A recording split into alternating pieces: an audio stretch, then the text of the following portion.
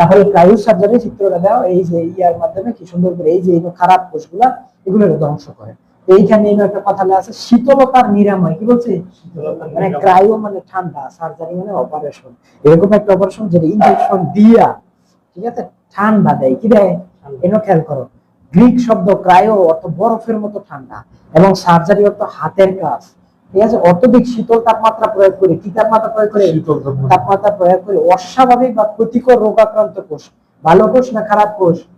খারাপ কোষ, যেমন টিউমার বা ক্যান্সার ধ্বংস করার চিকিৎসা পদ্ধতি। তোমার জিজ্ঞাসা ক্রায়ো সার্জারি কি, তাইলে বলবা ক্রায়ো সার্জারি হচ্ছে অত্যধিক শীতল তাপমাত্রা প্রয়োগ কইরা চিকিৎসা করে খারাপ কোষগুলারে, অস্বাভাবিক কোষগুলারে ধ্বংস করার চিকিৎসা পদ্ধতি। কথা ক্লিয়ার? মূল কথা। পরে আমরা সৃজনশীল কিভাবে এটা কাজ করে এটা কইছি।